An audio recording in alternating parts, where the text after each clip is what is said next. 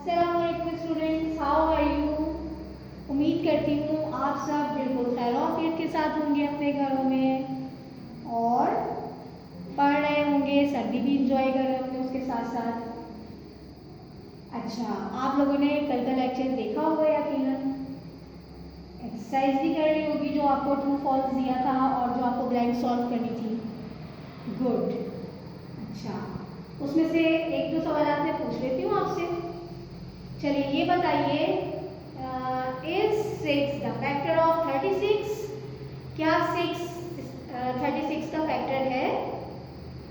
बिल्कुल ठीक है, इसलिए आप यहाँ पर क्या लिखा था आपने? ट्रू लिखा था। और अगर हम आगे आते हैं तो बताइए कि क्या 12 100 का फैक्टर है? Is 12 the factor of 100? No, 12 is not the factor of 100।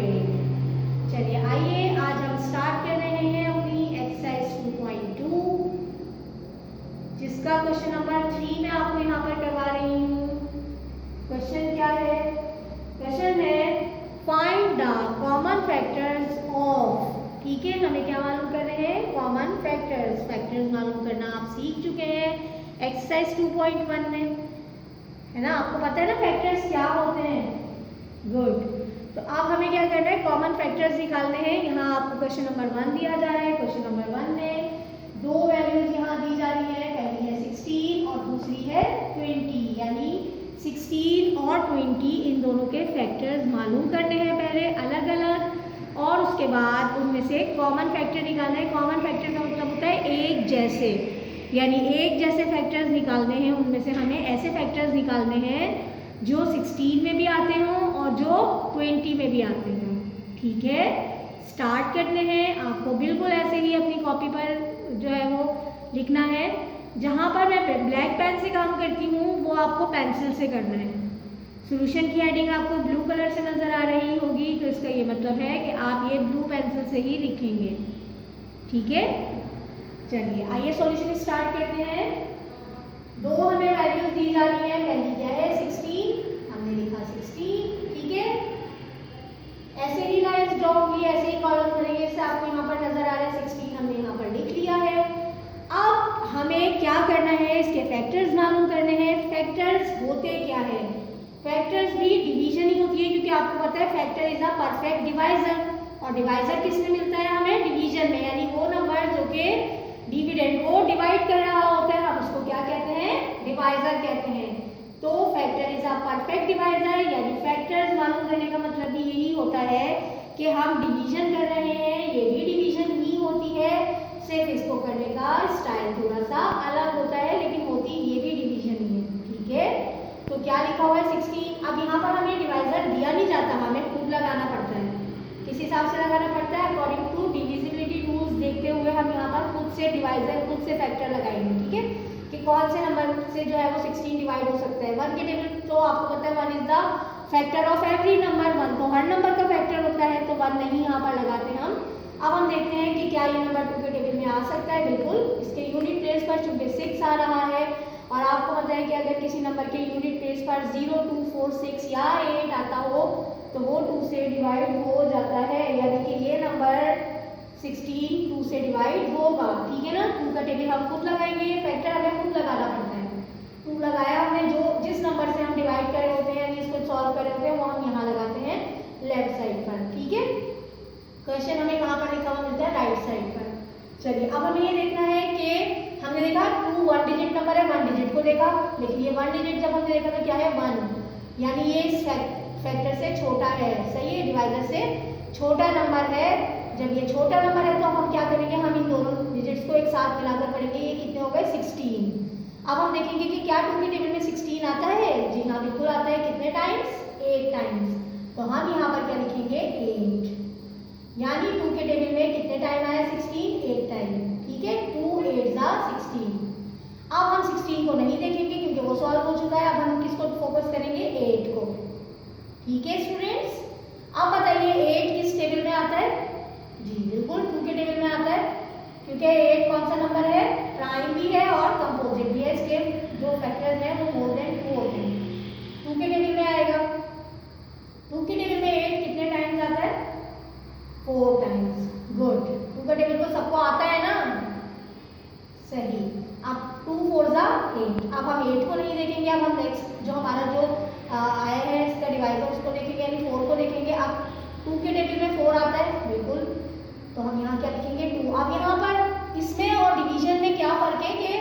उसमें आपको डिवाइजर मिलता है, लेकिन यहाँ पर हमें खुद अकॉर्डिंग टू सॉल्यूशन जो है वो खुद हमें यहाँ पर फैक्टर लगाना पड़ता है। सही देखिए ना, हमने फैक्टर्स खुद ही लगाए हैं।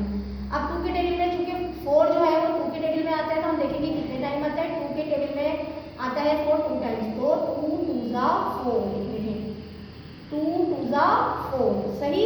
अब यहाँ पर हमें 4 को भी नहीं देखना, अब हम किसको देखेंगे, 2 को। 2 किस टेबल में आता है, 2 अपने ही टेबल में आता है। कितने टाइम, 1 टाइम। जब यहाँ पर 1 आ जाता है तो इसका मतलब है ये सॉल्व हो चुका है। ठीक है, समझ में आ गया आप सब लोगों को।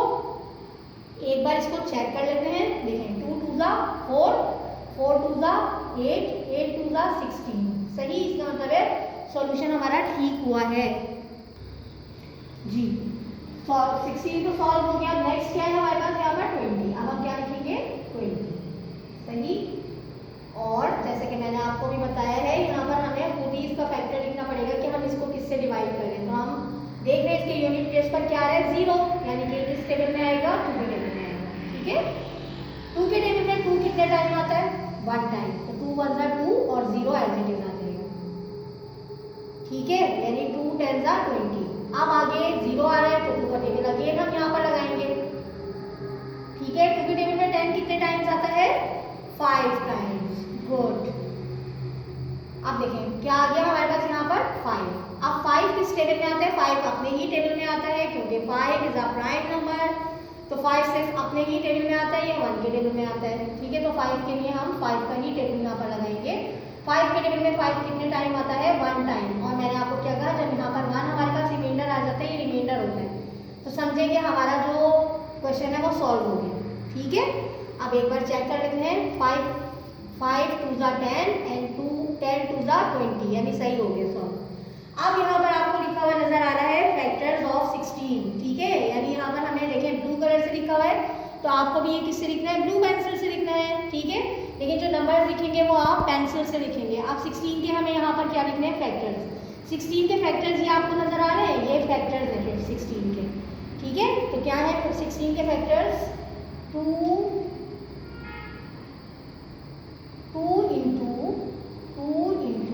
इंटू कहते हैं कौन, मल्टीप्लाई के साइन को। ठीक है, 2 इंटू 2 इंटू 2 इंटू 2, या आप इसको ऐसे भी पढ़ सकते हैं 2 मल्टीप्लाई 2 मल्टीप्लाई 2 मल्टीप्लाई 2।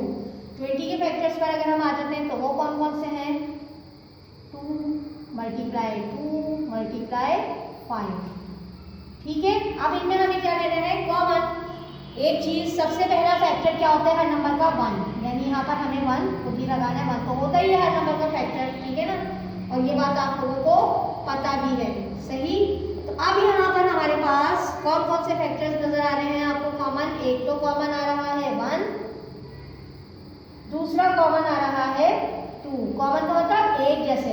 ठीक है, लेकिन इसमें एक नंबर और भी है जो आपको कॉमन नजर आ रहा है, वो ऐसे लिखा हुआ नजर नहीं आ रहा, लेकिन देखें 2 कितने टाइम है, 2 टाइम्स।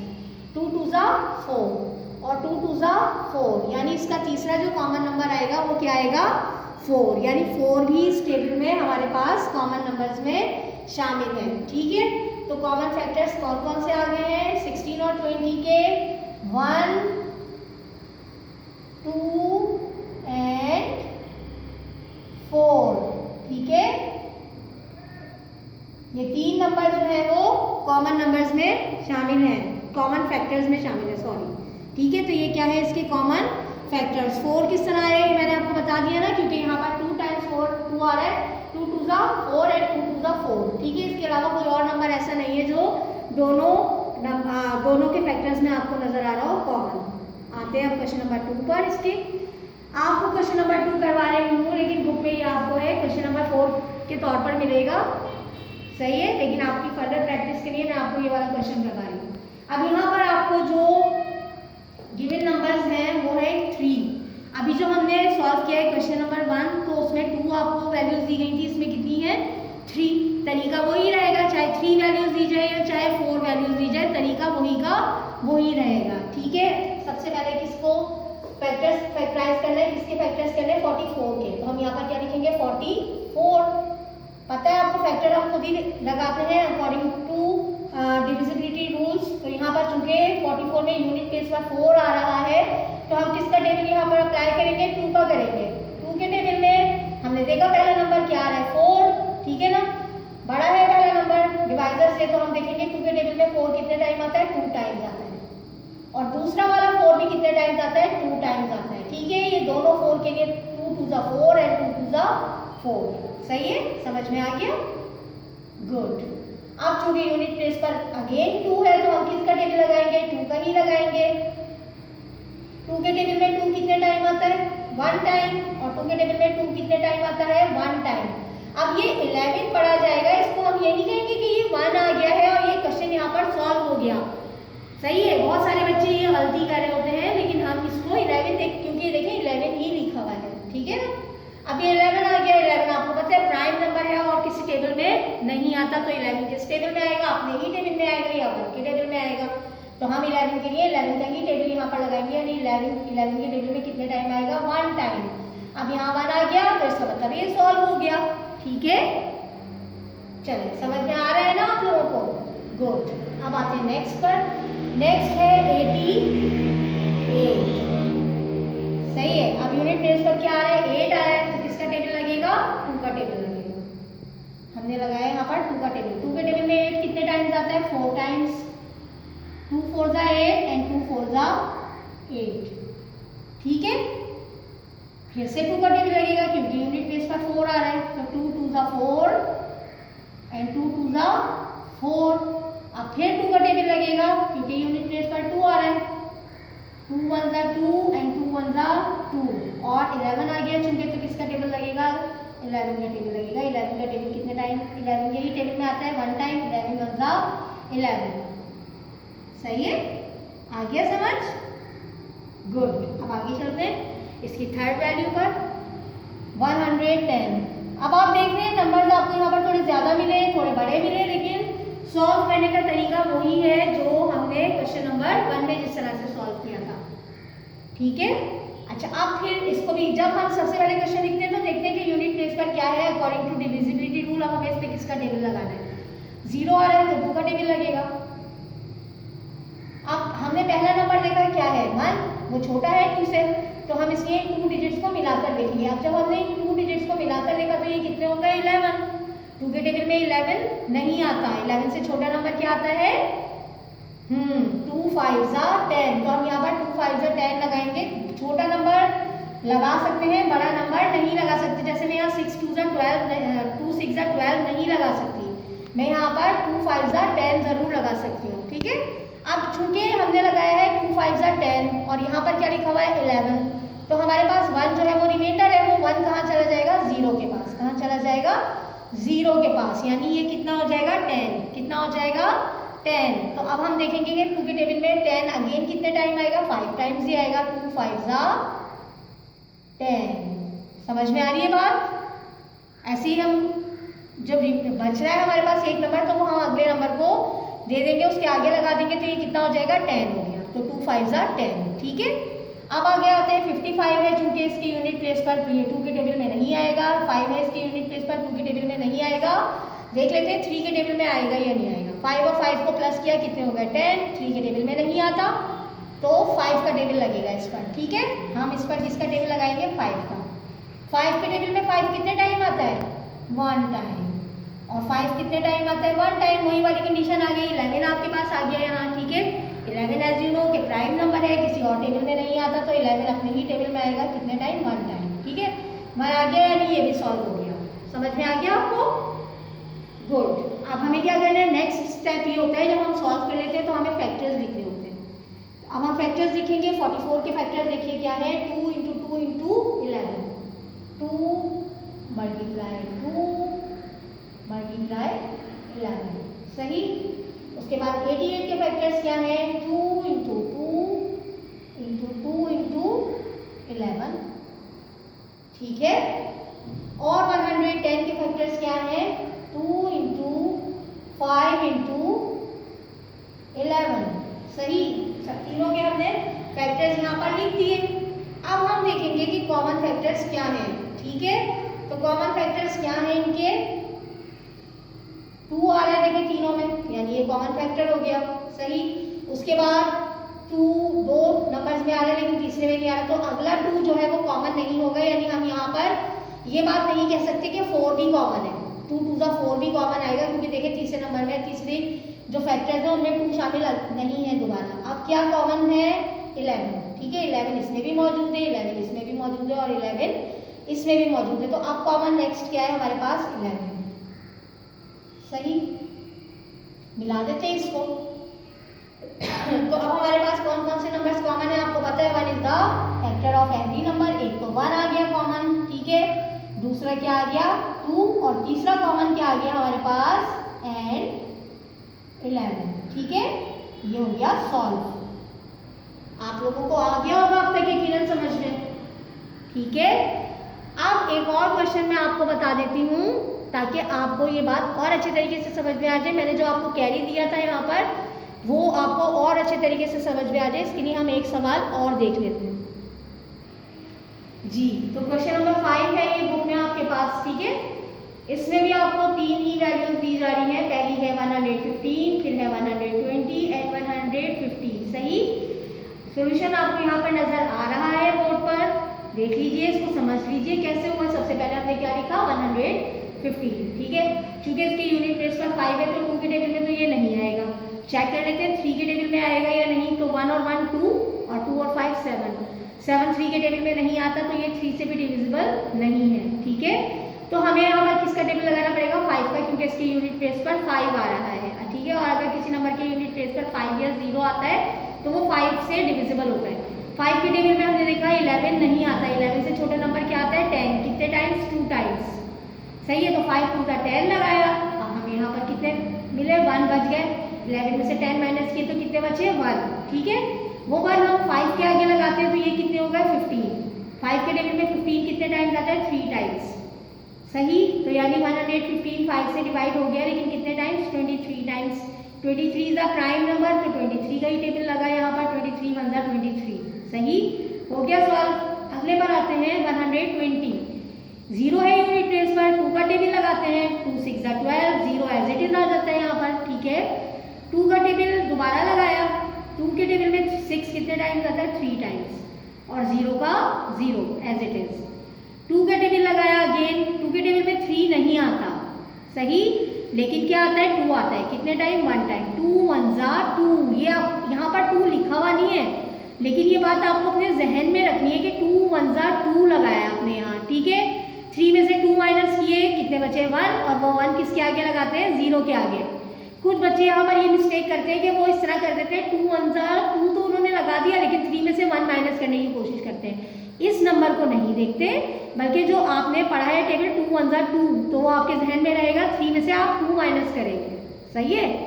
1 हमने दिया 0 को, तो ये कितने हो गए? 10। 2 के टेबल में कितने टाइम्स आते हैं? 5 टाइम्स। अब ये कितने हो गए? 15। 15 3 के टेबल में आता है। 3 का टेबल लगाया। 3 5 जा 15 एंड 5 1 जा 5, ठीक है।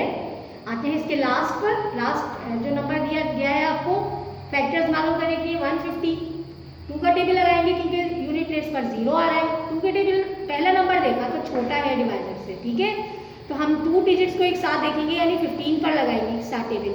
2 के टेबल में 15 नहीं आता, उससे छोटा नंबर क्या आता है? 14। 2 7 जा 14। सेम कंडीशन है। 1 हमने इसको 0 को दे दिया, तो यानी ये कितने हो गए? 10। अब 10 कितने टाइम आता है 2 के टेबल में? 5 टाइम्स। तो 2 5 जा 10। चूंकि यूनिट प्लेस पर 5 आ गया तो 2 के टेबल से तो नहीं होगा। 3 के टेबल से देखते हैं, प्लस करके 7 और 5 कितने हुए? 12, यानी ये 3 के टेबल से डिविजिबल है। तो आपको देखें आप लोग यहाँ पर 3 का टेबल लगा हुआ है ना। अब 3 के टेबल में 7 नहीं आता उससे छोटा नंबर क्या आता है? 6। कितने टाइम्स? 2 टाइम्स। 3 2 जा 6। अब देखिए वो 6 आपके जहन में है, यहाँ कहीं लिखा हुआ नहीं है, तो आप 7 में से क्या माइनस करेंगे? 6। कितने बचेंगे? 1। हमने वो 1 5 को दे दिए, कितने हो गए? 15। सही, 3 के टेबल में 15 कितने टाइम्स आया? 5 टाइम्स, यानी ये कितने हो गए? 25। 25 तो 5 के टेबल में आएगा। 5 5 जा 25 एंड 5 अगेन, 5 1 जा 5। समझ में आ गया? गुड। फिर हमने यहाँ पर देखिए फैक्टर्स ऑफ 115 लिखे हैं। फैक्टर्स आ गए 15 के। फैक्टर्स ऑफ 120 लिखे, फिर फैक्टर्स ऑफ 150 लिखे। कॉमन 1 आपको पता है, यहाँ पर मैंने दोबारा से आपको याद दिलाने के लिए 1 लिखा हुआ है कि 1 तो कॉमन होता ही है, फैक्टर सब नंबर्स का। इसके अलावा जो और कॉमन नंबर यहाँ पर आया है वो क्या आया है 5। सही है, एक तो 1 आया है कॉमन और दूसरा क्या नंबर आया है 5, जो कि तीनों फैक्टर्स में मौजूद है, तीनों नंबर्स के फैक्टर्स में मौजूद है। ठीक है, तो 5 कॉमन है। दूसरा देखिए यहाँ पर लिखा हुआ भी है common factor is equals to 1 and 5। उम्मीद करती हूँ आपको आज का लेक्चर अच्छे तरीके से समझ में आ गया होगा। जब आप इसकी प्रैक्टिस करेंगे तो आपको ये और अच्छे तरीके से समझ में आ जाएगा। काम ऐसे ही नीट एंड क्लीन कीजिएगा अपनी कॉपी पर। जो चीज़ें मैं स्किप करवा देती हूँ, कुछ चीज़ें ऐसी होती हैं जो आपको स्किप करवाई हुई मिलती हैं, तो आप समझ जाइए कि वो आपको नहीं करनी। ठीक है, आइए आपका होमवर्क देख लेते हैं। आज का आपका होमवर्क क्या है, तो यहाँ आपको बोर्ड पर आपका होमवर्क लिखा हुआ नजर आ रहा है। Solve 2 and 3 of question 3। Roman numbers में लिखा हुआ है 2 and 3। ठीक है, और क्वेश्चन नंबर 3 के पार्ट्स हैं ये।